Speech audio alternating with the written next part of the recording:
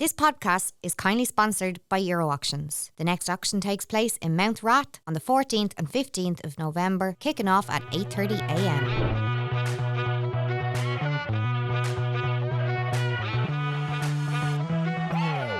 Hello everyone and welcome to the ICE Expo podcast, aka lifting the lid on construction and plant equipment. I'm delighted to be joined today for the very first episode by Frank Smyth from FJS Plant. Frank, thank you very much for coming in. No problem. So let's kick it all off. Can you tell us a little bit about your journey, where it all started, Frank? Yeah, right, okay. I suppose, like a lot of people in this industry, it mightn't have been a choice that you ended up in it. It's born into it. It's like a vocation, maybe. So, like, I grew up, my father was, he worked for various Komatsu dealers, like farmers next door. So you're always around machinery, all your life, really. And your interest kind of grew for that. And like a lot of young people, you love machinery. And I suppose the difference in maybe between me and others, I was able to get involved around machinery. Some people, they might have the love for it. You'll see little kids, they'll be playing with tractors or they're playing with diggers, but they might never have the opportunity and, to actually get in and drive. So I actually think I could drive a tractor before I could ride a push bike. I think so.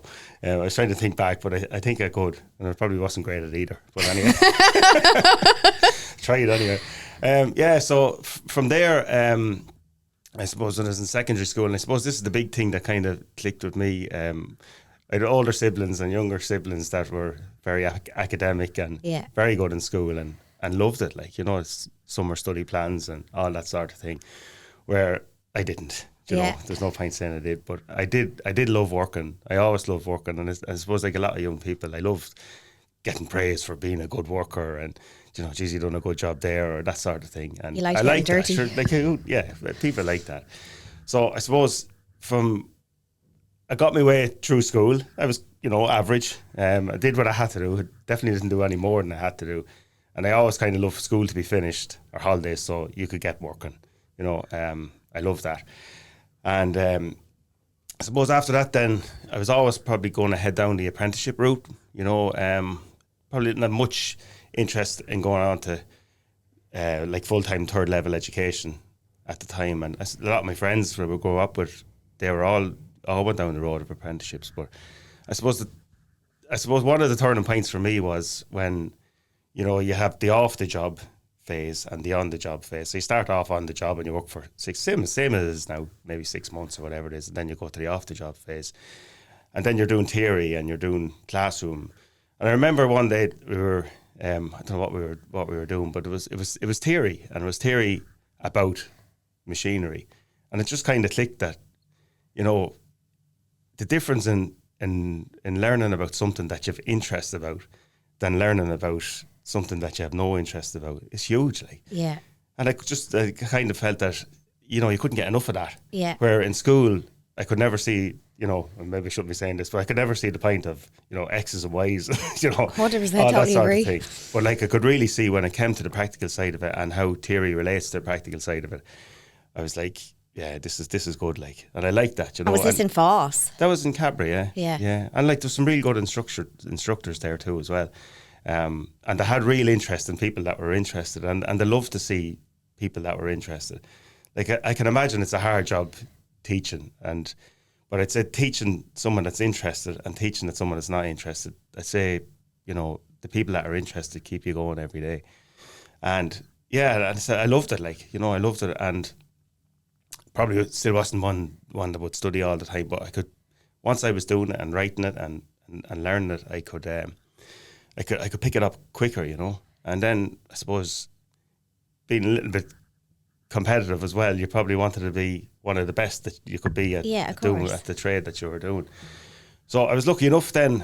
They had an Apprentice of the Year competition in Foss and Cabra that year. So it was like a junior fitting or whatever it was. Yeah. But I won that, and that spurred me on a bit, as well. And that kind of led. And who were you serving your time with at this time? I was Philip and Cormac Plant in Clane. Right, okay, very good. And I still meet Philip a lot, up and down, because we'd lived close enough together, and he'd have some friends that I had to be friendly as well, and taught me a lot. Like taught me a lot of things.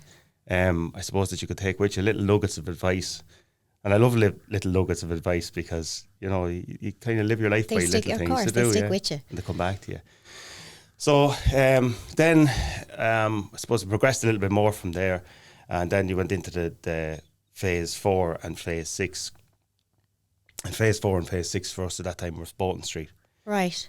And again, and it's funny, there's one of the instructors that was there that I met, 2 of them actually.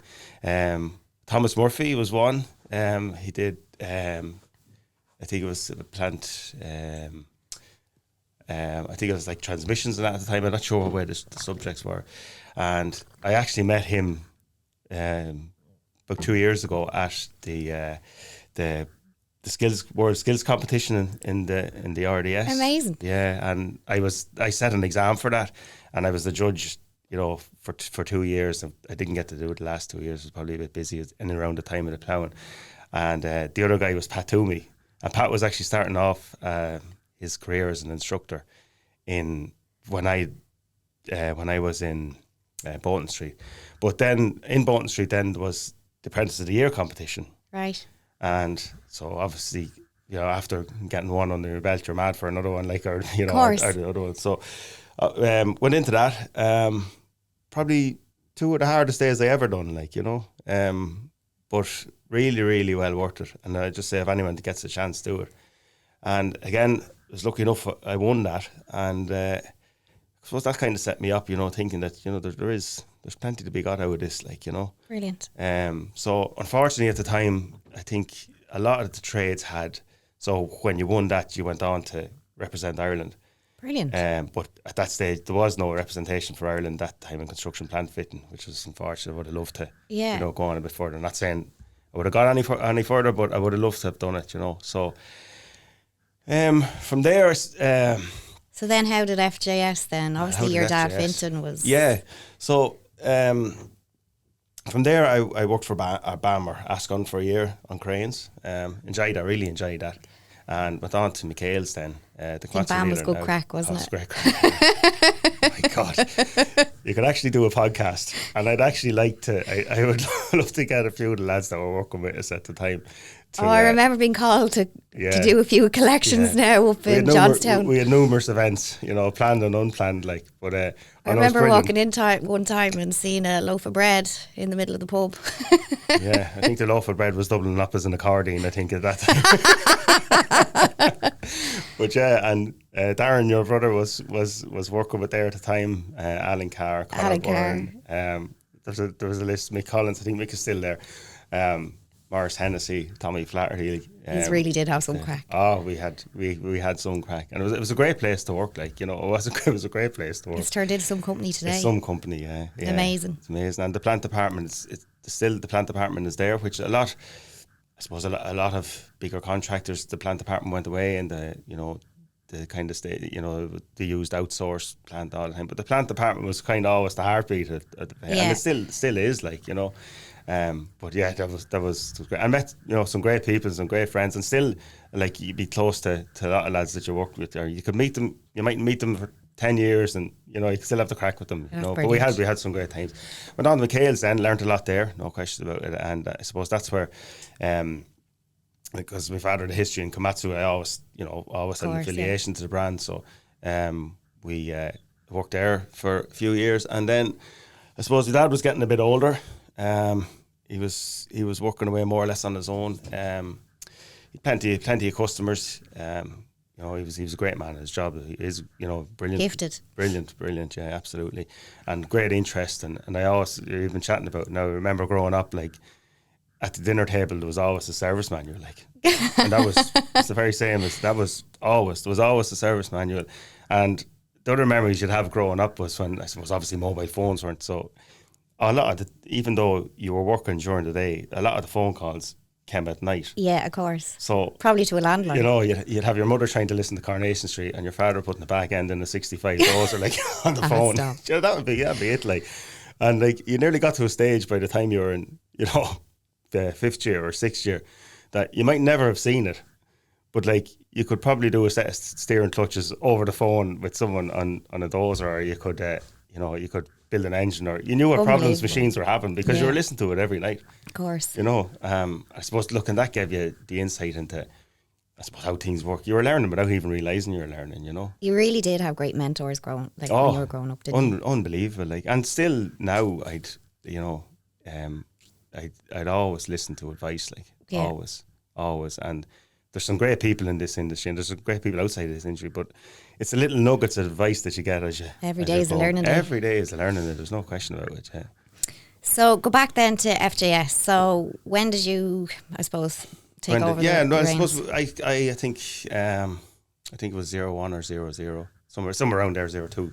I went working for my dad. I said he was getting a bit older. He had loads of work on. I think I just arrived there one Monday morning. It was never really planned, and because the parents would, they were conservative, and I suppose risk taking wasn't, because grew up in an era where risk taking wasn't. So if you had a job, you were grand, and not that there's anything wrong with that, but so I probably arrived on a Monday morning and just said, "Here, I'm here now, so you may get something for me to do." So there was obviously loads for me to do, and I kind of just developed from that. And did you start on the tools that Monday, or? Yeah, we always, yeah. Yeah. It's still love the tools, like. Yeah, of course. Still love the tools. But yeah, we worked, and I suppose that time it was in the Boom or the Celtic Tiger, whatever you wanted. So there was as much work as you wanted to do, like, as much work as you wanted to do. And we kind of built it a bit. We used, at the time we had lads that came in and helped us work, like subcontractors with as work. So some of them actually, Mick Gordon was one, and Mick is still with us today in Paris. Like, unreal, yeah, great. And was there any brands at this stage? No, we kind of specialised in I suppose a bit of the Komatsu stuff, and we specialised in engine building and transmission building, hydraulic pumps, final drives, that sort of stuff, So what was the first agency then? The first one we looked at, I suppose. I suppose all the agencies during the boom, but everything was tied up, Yeah, of so course. Dealers were doing well, stuff was selling. I'm sure manufacturers were happy, and then I suppose the recession hit, and through no fault of anyone, there was a lot of change, but the market just completely fell off, as everyone knows, and that was like that for years, good few years. And I suppose manufacturers and dealers, there wasn't much communication between them. There was no market, and a few years elapsed, and I suppose the hunger for some dealers to get back into, when it started to come around again, were they going to go back doing it again? Maybe not. So I suppose it's like every recession. I suppose there's opportunities that do come out of it, and one of the first ones we looked at, actually, I think we were in a trade show in China, and we came across Roby, which is an attachment brand at the time, and that was probably our first, that was probably our first official agency, such still going, and we still send some equipment for them. And then I suppose the big one for us then after that was Kubota. Like, we were 2013. It took a while. It was a bit of to and fro, as a lot of these decisions are slow made, but we knew Kubota was definitely one worth sticking with, So that was the big one for us, and that was in 2013. So we became Kubota dealers in 2013. I say it was a big change for you, kind of going from the tools, I suppose, to taking on Kubota, getting into sales. Well, I suppose we always would have sold a little bit, because we were fixing for people, and people like service, and they would come to you and say, maybe, I'm thinking of changing something. Yeah. Would you get me something? And we were selling a nice bit of second-hand stuff at the time, and we had a good customer base. Some really good customers, still have some really, really good customers, some loyal customers, and we kind of, it would be nice to have something else to offer. So there was no big change, there was no big change for me. I kept doing the same little things, and I think there's no real, you could say, big turning points for me in my life, there's no big turning points. It was all little incremental steps. Do you know what I mean? What a fantastic agency, like, to start a Kubota. Unbelievable, like Kubota. I couldn't, I just couldn't believe how the reliability. Am I correct in saying you started with the construction line and then you moved into so we started in construction, and we were construction for probably the bones of 10 years, I suppose, before we went into the ground care and ag side of it. Like the construction equipment, Kubota construction equipment is like it's unbelievable. Like the reliability and the following that it has, Look, you have to have everything right still to sell, You of can't, course. And they know that as well. You can't just rest on your laurels, but everything comes down to backup good. service. Yeah, they're good to evolve, but they manage to keep the quality really, really good. And then, I suppose about 3 years ago, the opportunity arose then to take on the full line Kubota. Brilliant. So that was obviously that's ground flying care for you, and isn't it, at the minute? Yeah, that's going well. Yeah. It's different in a lot of ways and similar in a lot of ways. A lot of different customers, a lot of similar customers. Of course. And you have an overlap in between some of them, but it's a different side to the business. But it's going well. We got some great people when we took on that side of it.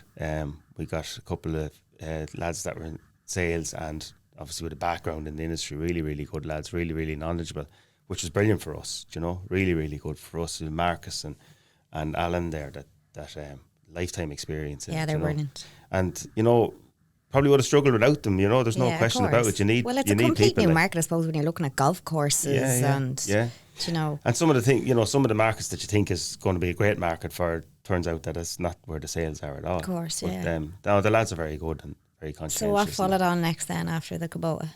The next big one, I think this was the same year or shortly the next year.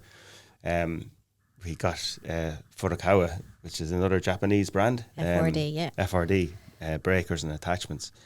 Again, I would have been familiar with it because they would have distributed, I think, through the Marabini network in the 90s and around 00. So I was familiar with it. Yeah. From my father,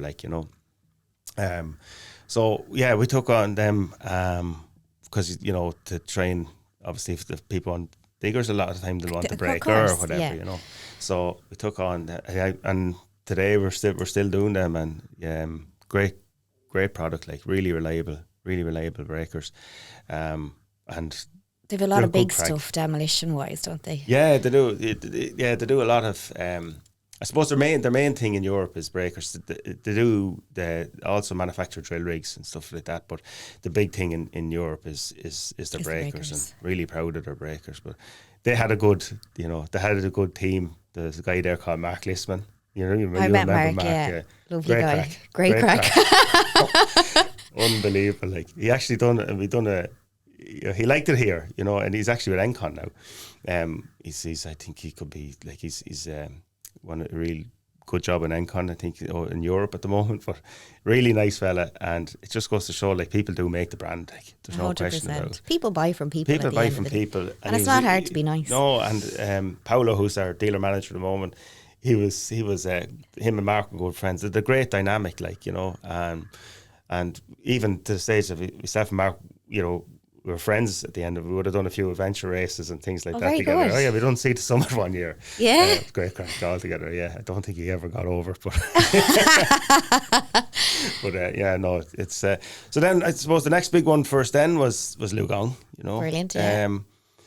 At the time, I suppose things were getting busier. The economy was starting to improve. Yeah. And the opportunity was there for larger equipment as well. And we were known for larger stuff. Larger excavators and loading shovels and that. So, we took on, I think that was 2015 or 2016. We took on Liugong. We looked at a couple of different manufacturers. Obviously, you're slow to make a commitment like that, of course, from both sides. Very, and very it's the same. big commitment. Like, it's from a manufacturer's point of view or a dealer's point of view. Once you're committed to a brand, like, you're committed. 100%. Yeah. And it costs a lot to stock. It costs a lot to stock parts. It costs a lot to train people. So you have to be sure about, But I suppose every brand you're bringing on here, like you're hiring more sales reps. Oh well, yeah, and I suppose it's not always the selling of the equipment. It's can you back it up? Of course, and that's key. That is key. Like, but I think that's a key thing for you because you already had that knowledge growing up. Yeah, but I always. And maybe we could have sold more in the past, and maybe we could, But I always thought, like, if you sell this, that was the first thing. If you sell this to a customer, they depend on you. 100%. They depend on you to be able that when they're stuck, that you can come out and get them going again. At the end of the day, so downtime's costing money. The reason that we went for Liugong, or one of the reasons was, they had the European hub, there, so parts wasn't going to be an issue because they had the facility in Almere. In the Netherlands and in Poland, and there's a factory in Poland as well. So I knew that no matter what happened, at least you can get something. You didn't have to wait for it to come from China. Components were good. Like they're obviously running Cummins engines. Yeah. Built in the UK, the Kawasaki pumps and valve blocks. Rexroth, they use Rexroth as well. So they're all real good components. And I would have spoke to a lot of guys because the UK, they had a dealer in the UK at the time, so CPMS, who eventually sold out to Liugong. And so they had a lot of Irish customers in the UK. So I'd say I probably spoke to every one of them before, you make a decision that how are the machines going, what's the quality like, like everyone. And there was a lot of demolition contractors, so they were well tested. And the you had your homework done. Yeah, well, you have to, because, once you're there, There's no going back, So the confidence, obviously, to drive on with it then.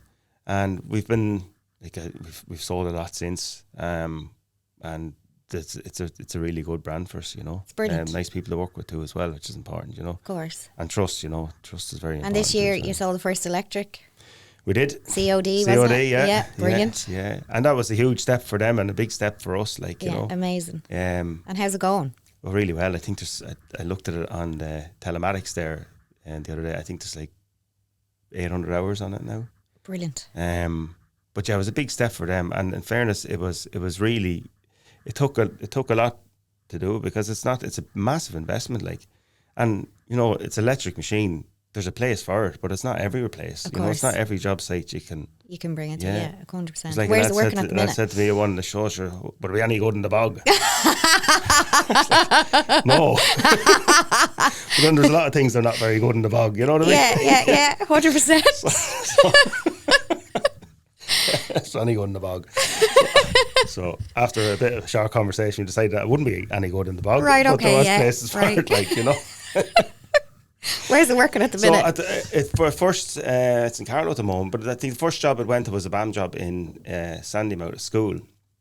And it was an ideal setup for it because obviously there was 3-phase power on the site. Ideal. And, you could plug it in opportunistic time to charge it at lunchtime as well, Okay. And it was also quiet. So it was a phased job. So obviously you have demolition and the school has to keep going. And I think even during the leaving cert, and the exams, it was the only machine that could run on the excavator because it was quiet, so it was quite ideal for urban jobs, Brilliant, yeah. And ideal for jobs. And how long does it take to charge that now, Frank? Just look, there's a couple of different. If we had the power here, theoretically, you could charge it in 3 hours, but right, okay. That's what they call double gunning. So you're putting 2 chargers in at the one time. We don't have that, Yet, or will come. So when it came first, it was a 40 kilowatt hour charger. So it took overnight, took 10 hours to charge it. Then you were getting, probably struggle to get the full shift out of it. Maybe just an hour short. But then we made a few changes to the machine, and in fairness, the operator that was on it was really good. He gave us some great feedback, Brilliant, yeah. And we could do a few little changes to the machine that could extend the battery life. And also then there was an 80 kilowatt per hour charger, which doubled. Well, what do you think he's saving a day in diesel? Well, we worked it out, if you're using, the likes that, we looked at a few 20-tonners at the time, and I was actually surprised they were using about 12 litres an hour, 13 litres an hour. So which wasn't, so I suppose you are saving on the fuel. Of course. You're also saving on on the servicing, you know. Yeah. So like we done a 500-hour service there recently, which was, you know, you go out we do the final drives and do the slew box and hydraulic filters, and that's really it. Like, you know, the cab filters, there's no engine service, and there's no engine oil. That's huge. It's big. Like, I suppose they're the parts that people wouldn't think I about. suppose they have to get right, but the cost of it, it's an expensive machine, you know. Yeah. But you know, you have to probably look at it over the life cycle of, are you really saving? You know, but the cost of the machine versus what you're saving on fuel, because obviously electricity has to be paid for. What you're saving on fuel, and what you're saving on service costs, like, it does take that 5 years to balance itself out. But it's not all about that, I suppose. It's clean, you know. It's when it's working, it's clean. You're saving the environment. Well, yeah. Saving a few trees. Exactly. Yeah, no, it is, and it is. It's clean, and in urban areas, it's ideal for it, you know. What would you say, Frank, is the biggest changes in the last 5 to 10 years? Obviously, the electric machine is one, but what would you say is the biggest change in the industry in the last? The biggest changes in the last 5 to 10 years, I think. I suppose there's a couple of key things at the moment are talking about. I suppose one is autonomy. The other is electrification and AI. They're probably going to be the biggest changes. Of course. Yeah, I suppose in the last 5 or 10 years, you can change it in the excavator side of things. I suppose the excavators are always used as an excavator, but on that side of things now, you'll see more and more of where an excavator is now becoming a tool carrier. So because it's difficult to get skilled operators, you're looking more and more at, you know, what can this one excavator do? So like tilt rotation, you've GPS, all them sort of things, and people are looking more and more at that. Like, you know, it's about how much you can get out of one machine, because if one machine can do 3 or 4 jobs, it's not that, you know, you couldn't have 3 or 4 more machines. It's just hard to get 3 or 4 more operators.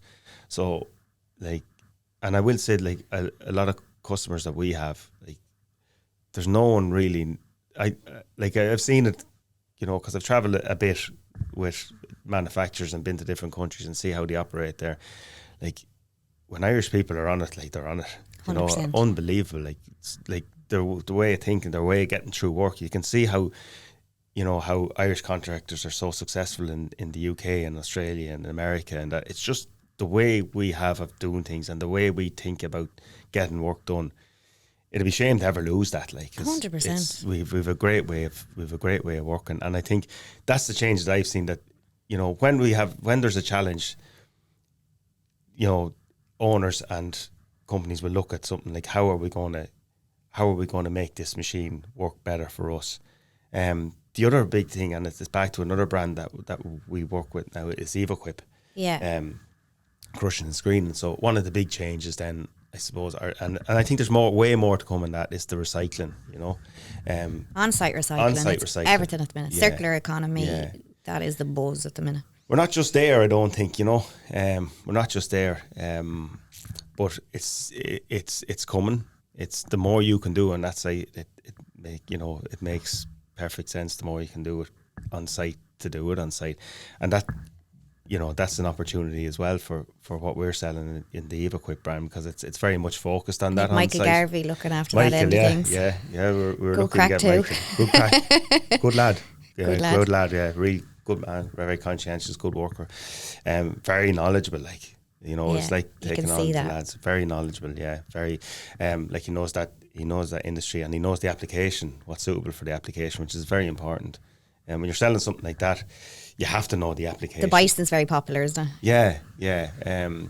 Like, we've a good few Bison 280s sold. They're a real nice machine, nice, easy transport, set up and crushing in a few minutes. Tidy, compact, you know, ideal for, and still can get through work, like, yeah. you know, so it'd be one of our best. And, you know, screens as well. So there's definitely the shift is on and is on for all that sort Big of time work to be done. You know, it's amazing what can be done though on site now. Yeah, it is. With regards to on-site recycling, space I suppose is probably a constraint in some urban sites. Is you have to have room to do this, and that's a problem. So there'll always be trucks in and out. Unfortunately for the lads that's their business. But there's 100%. always room for that, and there always will be room for that. There's some things that are not going to change. 100%. But for the on-site stuff, it's space constrictions. It's very interesting though what's to come. It is very interesting, yeah, and I think it's driven by a lot of it is driven by it's getting operators. I'd see autonomy is, as I said, is the big thing. You driverless, Can you see robots driving machines down the road? I don't know. It's closer than you think. I definitely. You can see we were at a Kubota conference there. You can see the tractors. There's some, again, it's like the electric excavator. There's some places it can work and you can see how it can work. And there's some places it's never going to work. You're never going to replace an operator, maybe you will, I don't know. I just can't see it. Because the job site changes so much, you need people thinking. But how much things have evolved over the last 5 to 10 years with regards to, obviously crushing and screening is my background, but what I'm seeing out there at the minute, like with on-site recycling, it's incredible what's been done. Soil stabilisation, it's really interesting. Yeah, it has changed, and there's way more to come on that side of it. I think it's got very scientific the way things are. Yeah, and again, people, as I said, you can't beat people in this country to adapt to something and learn it. Yeah, very true. People become experts here quick, very quick, and it's because they're smart people. Yeah. But look at all the, I suppose, manufacturing in Tyrone alone in crushing and screening. It's incredible. They're sold all over the world. Unbelievable. What's being manufactured for a tiny small country. And it's amazing to see the manufacturers and the facilities they have up there. You just, in a small area, in a lot of cases, a lot of it's in and around Tyrone. Yeah. Very small area, but unbelievable, yeah. This podcast is kindly sponsored by Euro Auctions. The next auction takes place in Mount Rath on the 14th and 15th of November, kicking off at 8:30 a.m. So Frank, I know another big brand you have is Marlo. You're obviously working alongside the lovely Helen. Yeah. That happened for us last year. We became Marlo dealers. It's going quite well for us. And I know you've a good relationship with Helen. Lovely lady. But again, it's like a lot of the manufacturers that we work with, there's some really good people, involved in Marlo UK, Marlo Italy. It's a family business, like our own, I suppose. And they still have, they have them values, So I suppose we had a range of excavators, a range of loading shovels. We have, good range of stuff, crushing and screening equipment. And I suppose a lot of customers were asking, have you a telehandler? I suppose, and we always thought if something came up that fitted, we'd go for it, So at the time, and I suppose it's a lot of what I do, I tend not to make decisions on my own, You have to trust the people that are with you, and you can't just land stuff on them either, Of course. So, and who would you discuss these decisions with, Frank? You'd have to discuss it with Lorraine anyway. You'd be in trouble if you didn't. If you didn't discuss it with Lorraine, it could be detrimental. Lorraine's amazing in every way. You'd be lost without Lorraine. Lorraine is very good.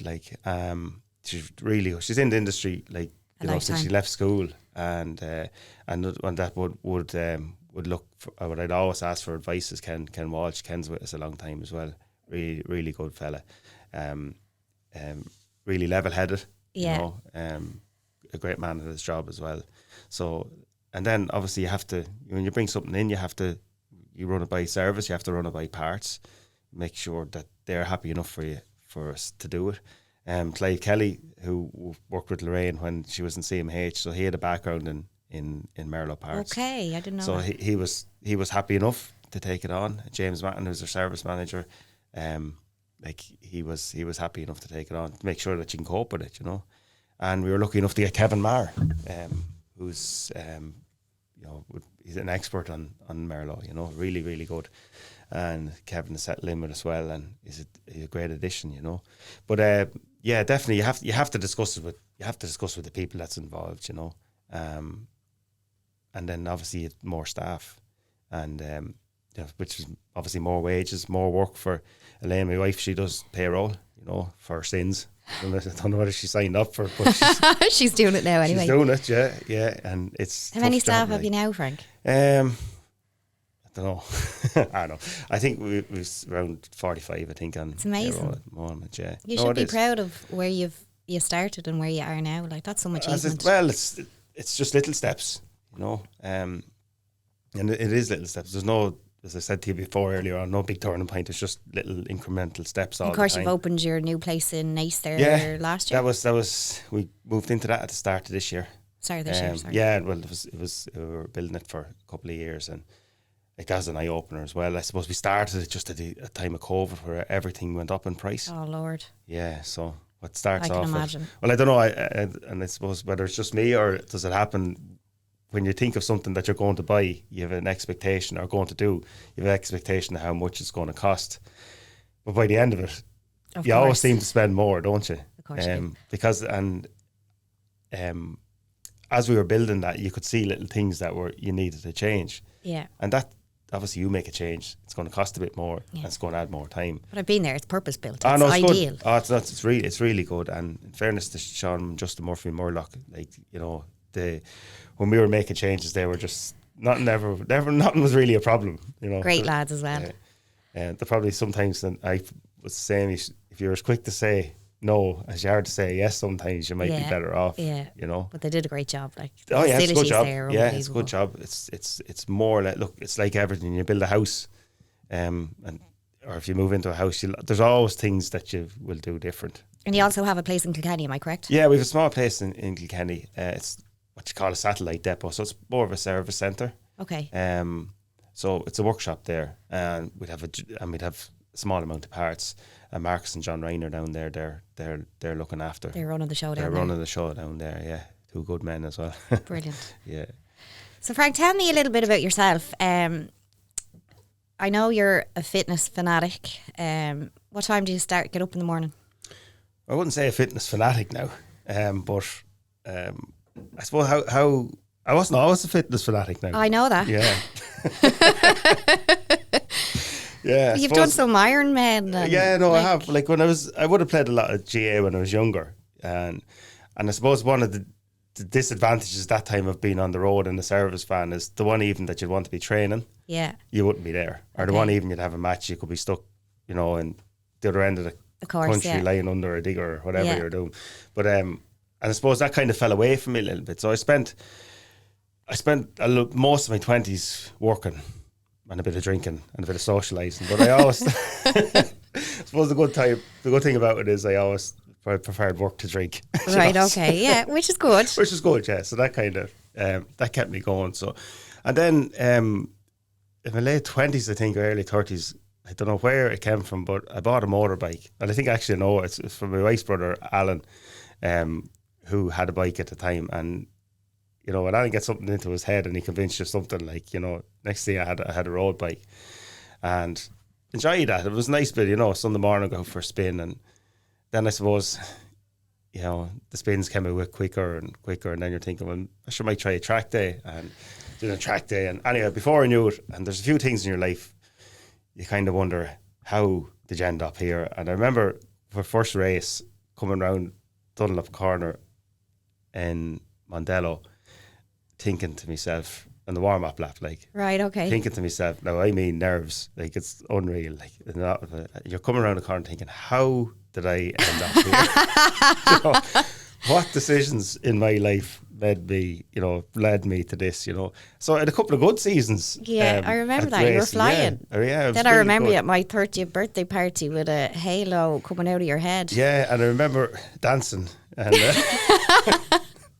and there was a couple of nurses come over to me and asked, they were having a bet on which vertebrae was broken. Oh, Lord. Because we obviously had the halo on that. You broke your neck, didn't you? Yeah, well, no, I broke a couple of, I had a big crash in 2013, and I broke And I was probably lucky enough. I don't think I broke anything in my life up until that day. And I'd say I broke a lot that day. You did, yeah. You were in a bad way. Yeah, I met some great people at that too. And one being Roddy Hayes, who actually worked for me for a while after. But some things, you know, and you talk about confidence in what you're doing and confidence in your ability. I remember we had an issue one day Roddy was helping me look after the bike and setting up, and we had an issue one day with a gearbox. I think I had no third gear.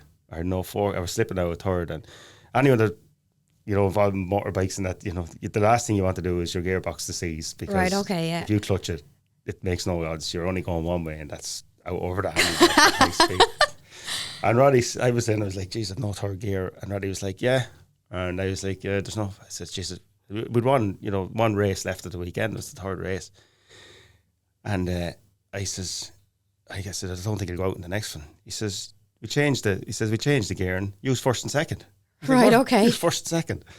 I said, right. So he said, this could be the difference, he said, in getting a couple of points at the end of the year, whether winning a championship or not winning a championship. Right, okay. I said, what if the gearbox seizes? He said, the gearbox won't seize. I said, he's sure? He said, I'm sure. But he knew, and you know what I mean? That's how did he know? He just knew because he was so, I suppose, what would you say? Roddy was at it a long time. He was at it a long time. His experience and his confidence. Yeah. You know, and I think I think I was third or fourth or something that day. She didn't seize anyway. Didn't seize. No, it didn't seize, and he done the gearbox after. But that was just, and I met a lot of friends through that.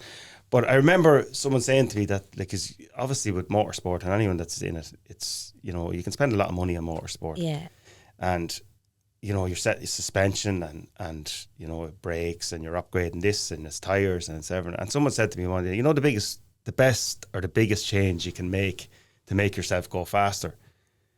And I was like, what? He said, make the change to yourself.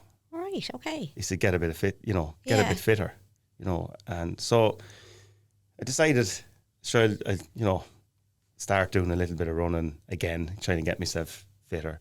And then I was doing 5Ks. And the more than, I suppose, the business developed.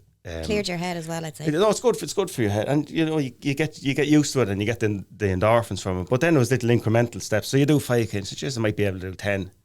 Then you do 10 and you're thinking, geez, I might be able to do a half marathon. And then, you know, you're looking at a few duathlons. Right.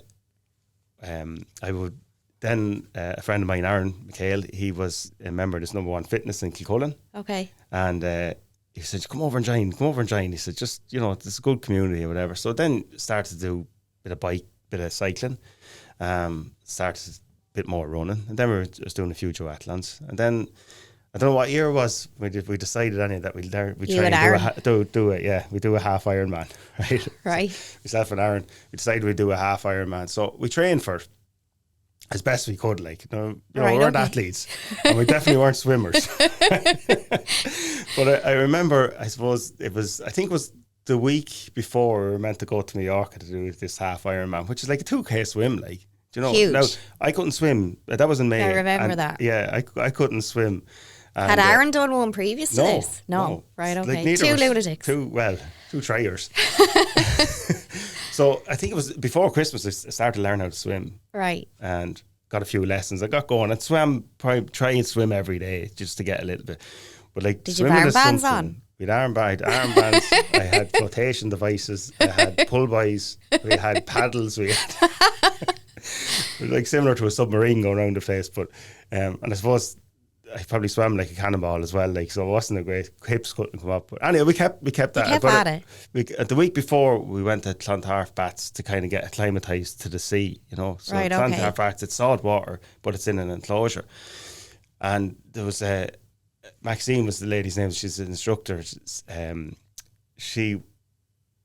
a good few there the same morning, but we were going on, and we were hanging on to the ropes in the lanes. That's how bad we were.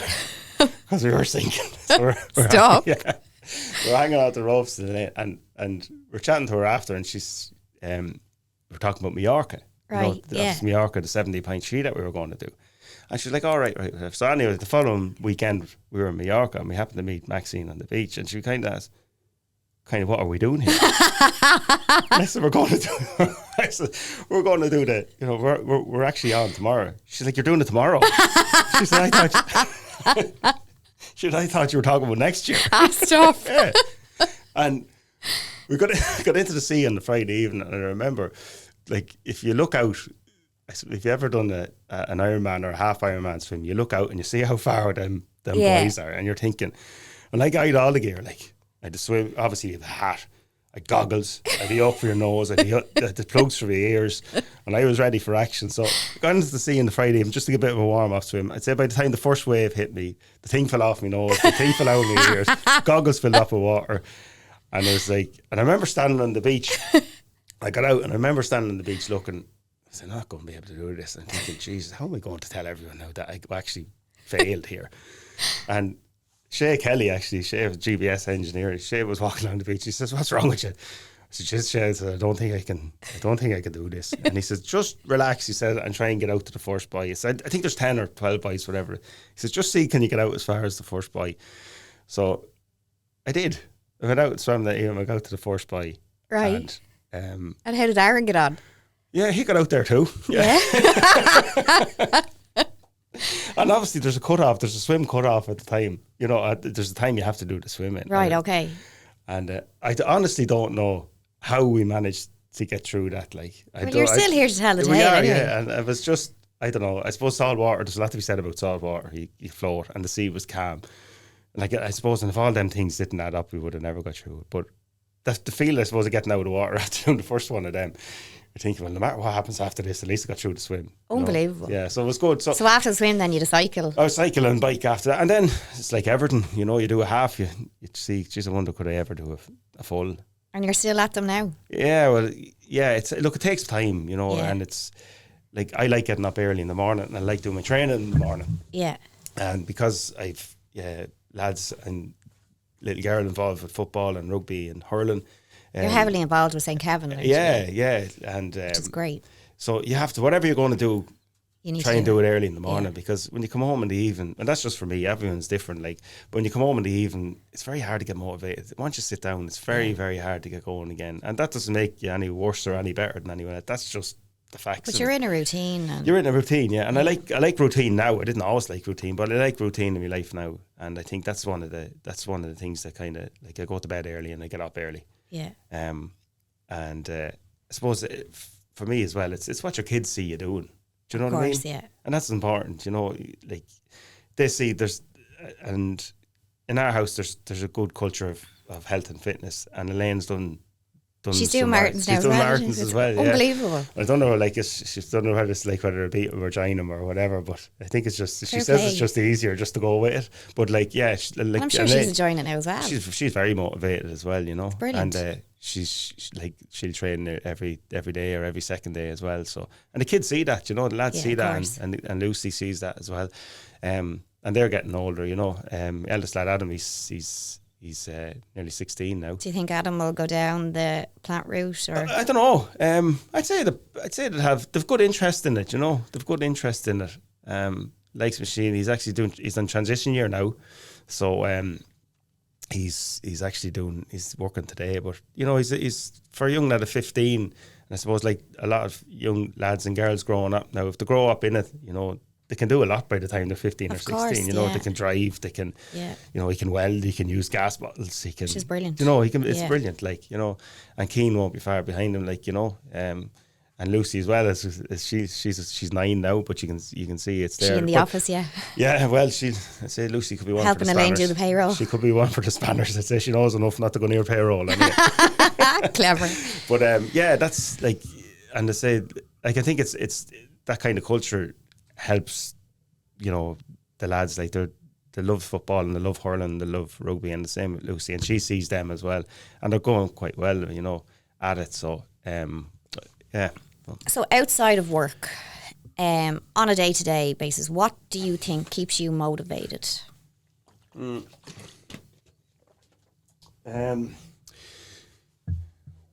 I be a great self-motivator? I don't know, to be honest. I never really would have had, like, obviously you have to have motivation, and you have to, like, you know, you want to succeed and you want to do well, and no matter what you're trying to do, as my father used to always say, he says, do the job to the best of your ability, and when you have it done, don't think you're the only one that can do it. And it's very important. But I suppose for me, you'd be motivated. Like, it's easy to be motivated in the plant and machinery industry because it's busy.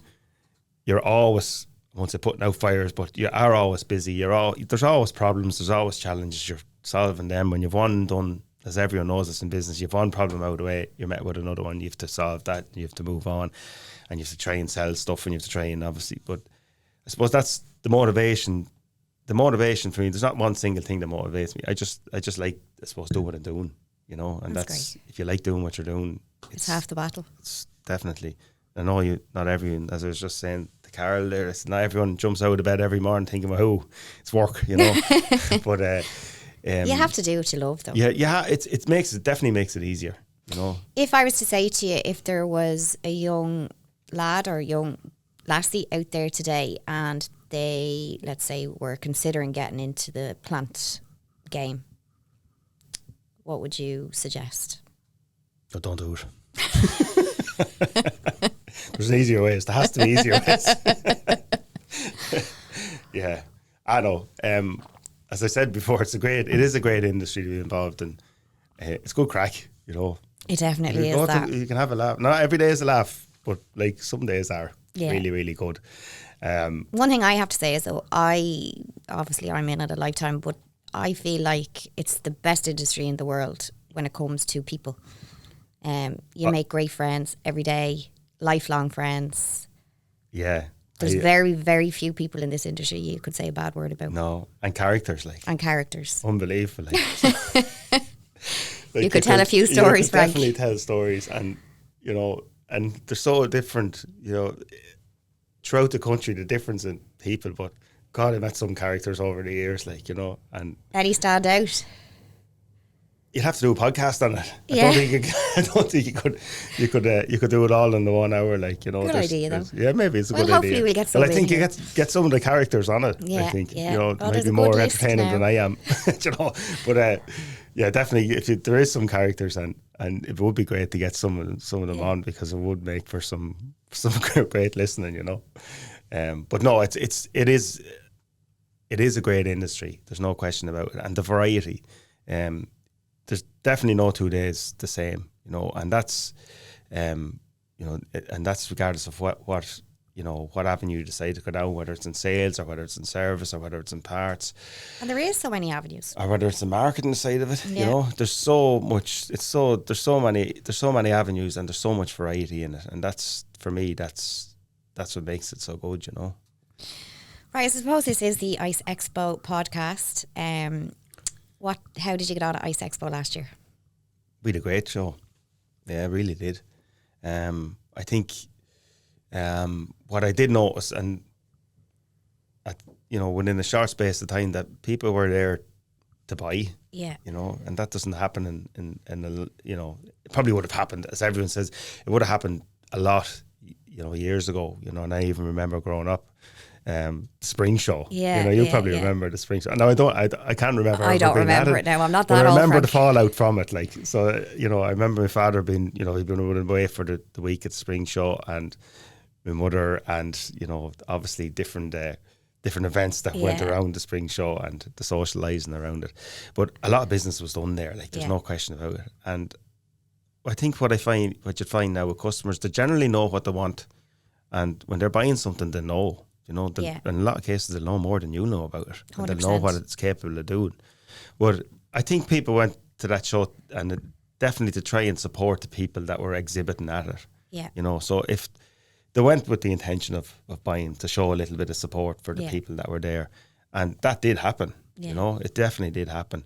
We had a great show, you know, and I you know, you think leading up to these shows, and you're thinking, Jesus, you have to do this, and there's so many lorry loads to go here, and we have to get the stuff in, and you have to get clean. But if you have a good show, at the end of it, you're thinking, you know, it was all worth it. It's all worth it. It's all worth it. And will I be back? 100% I'll be back. And there's some shows you kind of leave it thinking, jeez, I wonder will I ever go back to that. But that was one in particular that we had to say, yeah, it was a really good show for us. That's great. And still getting some stuff out of it, you know. Yeah. And I think, but maybe distinguish it from other, and we do loads of events, you know, we do a lot of smaller shows, and we do a lot of bigger ones, and we've, you know, But I thought, for an exhibitor's point of view, and I'm not just saying that because you're sitting here beside it, but from an exhibitor's point of view was, like, nothing seemed to be a problem, you know? Yeah. And if you wanted something changed, if it could be done, it was done, and it wasn't a hassle. Or if you wanted, you know, if you had different ideas about how things were, you were listened to. And I think that's important, you know? And that's a credit to you, you know, and your team as well, like to pull it off the way you done. And when you said it to me at the start, I was thinking, you're actually mental. Should we know that? Yeah, we established that anyway. But yeah. I did think, actually, Jesus, that's some undertaking. Like, no, it was a lot bigger now than I anticipated. And I thought, you know, at the time, thinking, I wonder, should I try and even talk you over it? Like, you know, yeah, you know what I mean? Yeah. And but credit to you and credit to the whole team here. You've pulled it off, and it was great. Yeah. But it was the support, Frank, off the likes of yourself and all the exhibitors. And I have to say, we're going again, obviously, in May. Yeah. Then it'll be every 2 years after that. Yeah. But already the outside stands are nearly sold out. But it's the support from the industry. Yeah. And you know, it's all about supporting the industry. That is what ICE Expo is all about. So onwards and upwards. It definitely worked there, you know. And Punchestown is a good venue as well. Amazing. And I have to say, it's a credit to all the team in Punchestown. Yeah. Again, nothing was a problem. And I do like the shows that are in the quarries, you know. There's a place for definitely a place for that kind of a show too as well. It's a different kind of dynamic. But from, you know, when you're bringing machines to there, you to a quarry event, you have to, you know, obviously they're going to have to work, they're going to have to, you know, they could come back. But Punchestown it's clean, people can walk around, it's family friendly. Here's one question, Frank. What would you say has been your biggest failure or setback, and what did you learn from it? That's a good question. I suppose I don't have one that spring to mind that'll just jump out at me, but I think as I say it to a lot of, like, I'm involved in coaching underage players, in rugby and GA, a little bit of hurling recently, and I've done minor teams, and this year actually going to do an under 23 team in St. Kevin's, with two of the other lads that I coach with, you know. It's a good team, but it's like after, you know, I think when things go well for you and you win, you don't congratulate yourself too much, and when things go bad and you don't, and it doesn't work out, you don't be too hard on yourself either. And I think that's important, because like in business and in life, things will go really well and people get carried away celebrating and it's going to last forever. It doesn't, you know. So definitely enjoy the things that go well for you. Take the time to enjoy them, which I don't think a lot of people do. Yeah. But don't over celebrate them. Yeah. And it's the same when things don't go well. Like, you have to, there's no question about it, you have to learn for what you do wrong, that it doesn't happen again. You don't want to be repeating the same mistakes, but you can't be too hard on yourself either, and you can't, you know, dwell on it too much, because a lot of things would have went wrong on us over the years, and a lot of things would have went wrong on me over the years, but I suppose you have to move on for it, and you can't let it define you either, you know. If it goes wrong, it goes wrong. Learn from it, put it behind you, you know, move on to the next thing. And you know, I know everyone says it, but you know, say, well, as soon as one door closes, another one opens. But it is true, and people say, why does that happen? Because I suppose straight away when you lose something, or if you lose a job, or you lose a game, or you lose whatever it is you lose, you have to look to the next one, and then your focus becomes on the next thing. One thing Daddy used to always say to me was, have a meeting with yourself, let it go and move on. Yeah. Yeah, and a better man to Dan to give you a bit of advice. Like. Dan can give good advice, all right. No better man to Dan, He gave me some good nuggets in my time, all right. No, he doesn't hold back any punches now. No, definitely not, no. Frank, what would you say are the biggest challenges facing dealers today? Would it be like staffing, rising costs? Yeah, rising costs is something that's affecting everyone, you know, and whether it's contractors or dealers, it's the price of everything. And like, people have to get a wage to live, and they have to get a good wage to be able to afford a house, and it is tough, and it's one of the big things that's always been bandied about, is the housing crisis that we're in. So like, people have to get the money to be able to afford to live, and we have to pay them to make sure that we get them, and unfortunately, you have to pass it on, and it's rolling. So the people that you have to charge, they have to charge more because you're charging more. Insurance is more, fuel is more. It's hard to recruit the right people. It's not impossible, but it is, it is hard to get the right people, and we are lucky with the people that we have, and good people bring on good people. Of course. That's important, and it's a culture, you try and have to create a good culture.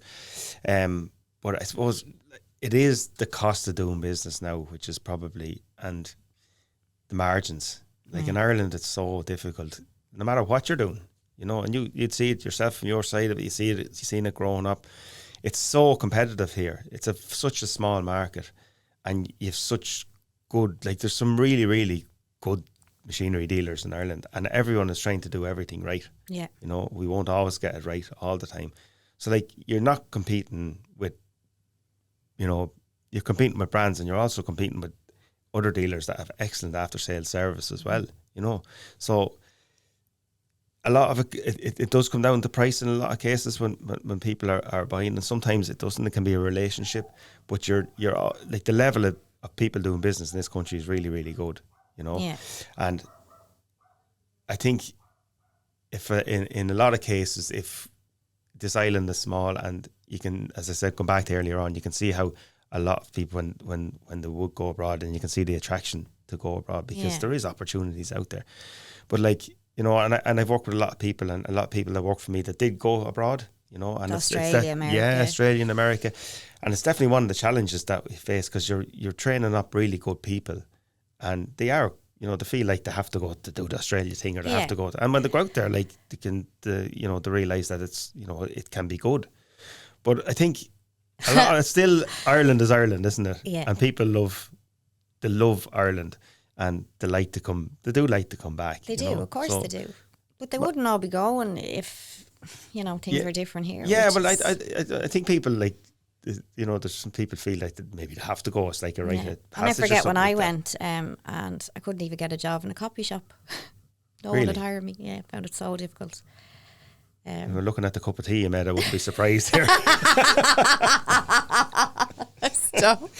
I don't know whether you can see it, but it's like, I don't know what it's like. I love me tea. It's not like tea in here. So obviously that's where the coffee shop went wrong.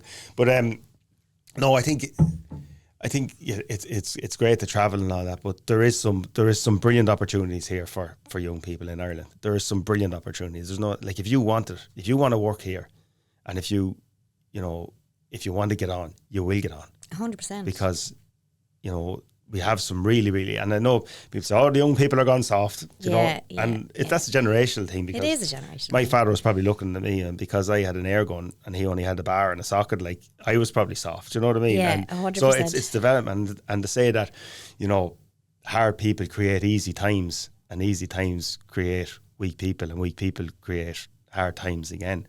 So you just don't want to fall into that cycle, But there is some really, really good young people in Ireland at the moment, and we have to try and support them and keep them here, and try and, I suppose, you have to try and develop who we have here, and give them the career path for the people that want to move on in the industry, to move on in the industry. And I suppose, and you see it yourself, and it's definitely not something we have in our home, but we can't be too soft on our kids. They have to know what it's like. They have to know what it's tough like, because, if you never got it hard, you never know when you're getting it easy. No, that's the truth. And that, and we have to make sure, we can't, as much as you want to protect your kids and protect them from everything, I think it's very important that to see, that they're able to face their own challenges. Yeah. And they realise that it is tough, because everyone gets a wake up call someday, and you can't protect them for everyone. But I don't know how I ramble on to that when you come back to the costs. But I suppose it's going back to getting good staff as well, to get good people. And it's a challenge. Tell me this, Frank, okay, let's say I know you and my brother Darren, you went to FOSS and you did your apprenticeship, and at that time there was a lot of attendance in your course at that time, right? So what was your plant fitter Yeah, construction plant fitter. Construction plant fitter. Yeah. Is that there today? And what are the numbers like? The numbers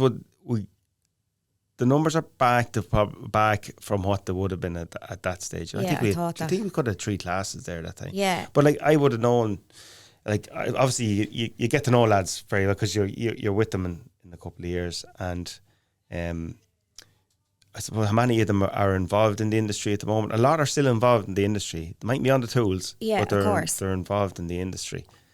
So like an apprenticeship is definitely one of the best stepping stones. Or there's absolutely nothing wrong with working. Not a thing wrong with physically working. I love it. And there's days you'd love to be, but it can be a starting point or it can be a finishing point, and you can bring yourself up to be like, if you're a really good technician, like you will be earning a lot of money. There's no question about it, and it's well deserved. Because it's tough. It's a tough job. But it's also, if you feel that at a certain point of your life that it's hard and you need to move on, it's a great starting point. So you can move into management. You can move into supervision, technical role, sales, anything. Once you have that background and once you have that level from starting, and the things that an apprenticeship teaches you as you go, and it's not just in this trade, it's in a lot of trade. It's a brilliant platform to start your life off with. And like you can always, and if you feel that you want a more hands-off role, you'll see now with most companies, and including ourselves, we'll always try and support someone that wants different training, or that wants to maybe slightly change their career, specialise in something, or maybe change their career slightly. Yeah, of course. If you're a good person, is a good person. Yeah, 100%. And you have to try and support that. And I think that's where we need to be. But I suppose for younger people listening, and you have to be patient in your career path. It doesn't all happen the one day. You have to be patient. And again, it's all little steps along the way. So finally, Frank, if you could suggest one person that you think should come on to the ICE Expo podcast with myself, who would you recommend? Who do you think it should be? I could probably suggest 21. And I think, and maybe I mightn't say, a name, but I think it might be good to get a couple of people together. If you can, I don't know what way that works. Yeah. But like, if you get a couple of people together that have a bit of history together and a bit of crack, I think it'll be good. But we'll organise that. Yeah, I think it'll be brilliant. Good. Well, look, thank you very much for coming on today. Thanks for your time. No problem. And we'll look forward to seeing you at ICE Expo next year. Thank you very much. This podcast is kindly sponsored by Euro Auctions. The next auction takes place in Mount Rath on the 14th and 15th of November, kicking off at 8:30 a.m.